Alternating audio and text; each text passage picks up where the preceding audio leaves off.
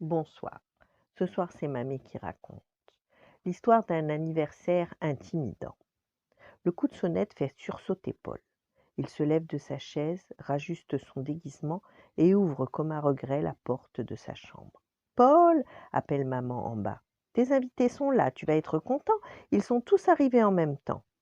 Paul soupire discrètement. Il est un petit peu content, mais surtout très intimidé. Il est un petit peu content parce que c'est son anniversaire et qu'il est le roi de la fête, mais très intimidé parce qu'il ne connaît à peine aucun des invités. Il descend lentement l'escalier. À la première marche, il se rappelle ses amis d'avant, ceux qu'il a dû quitter parce qu'on a déménagé. À la deuxième marche, il pense à sa nouvelle école où il se sent encore très seul. À la troisième marche, il se souvient des mots de papa à la rentrée. Paul, c'est bientôt ton anniversaire. Pour te faire des amis, le mieux serait d'inviter les enfants de ta classe. À la quatrième marche, Paul aperçoit ses invités dans l'entrée et il n'a pas le temps de réfléchir davantage. Il accélère pour descendre les accueillir. Gardez vos chaussures, les enfants, dit maman en voyant une fée enlever ses ballerines. Il fait si beau, vous allez profiter du jardin. Paul, tu conduis tes amis? Paul emmène le groupe sur la terrasse. Il s'affole en essayant de ne pas le montrer et se demande mais à quoi on va pouvoir jouer. Il essaie de trouver une idée quand papa fait remarquer d'une voix étonnée: Regardez, cette flèche faite avec des brindilles. Mais qui l'a fabriquée? Et pour indiquer quoi?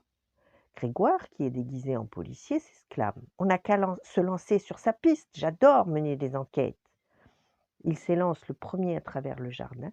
10 pas plus loin, les enfants s'arrêtent devant une petite flaque. Un morceau de papier d'argent soigneusement plié flotte dans l'eau brunâtre. Il y a peut-être un message à l'intérieur, suggère Grégoire. C'est la princesse Jasmine qui le pêche du bout des doigts, curieuse. En effet, l'aluminium recèle un papier où sont tracés 2 dessins. Un rébus à déchiffrer, dit Nathan le pirate. Jasmine s'écrie Boule et Nathan complète Oh.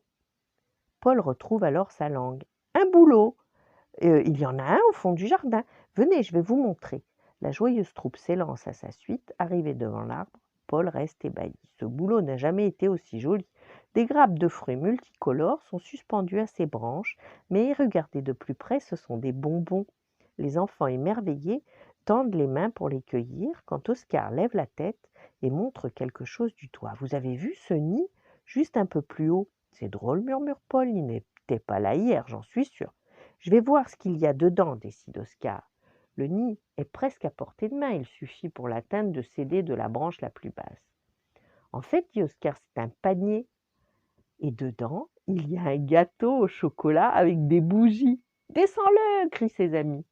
Papa et maman surviennent à ce moment-là comme par magie, l'air réjoui. J'ai des allumettes, dit papa. On allume les bougies du gâteau et tous les invités, princesses, pirates, policiers, fées, chevaliers, chantent en chœur Joyeux anniversaire. Paul découpe lui-même le gâteau et sert ses camarades qui dégustent leur part avec gourmandise. Je n'ai jamais mangé de gâteau aussi fondant, déclare Nathan le pirate. C'est moi qui l'ai fait avec maman, précise fièrement Paul. Tu es vraiment doué, dit Jasmine en se léchant les doigts pour ne pas perdre une miette de chocolat. Paul, tout heureux, remercie ses nouveaux amis si gentils. Il cherche ses parents des yeux, mais ceux-ci ont disparu, c'est pas grave. Il se sent à l'aise maintenant. Soudain, Oscar ouvre de grands yeux. Paul, qu'est-ce que c'est que cette lumière qui clignote là-bas? Il montre du doigt le cabanon où sont rangés les outils. À travers la fenêtre, on voit en effet des éclats de lumière qui clignotent. Paul hausse les sourcils, je ne sais pas. Allons voir. Tout le monde court vers le cabanon.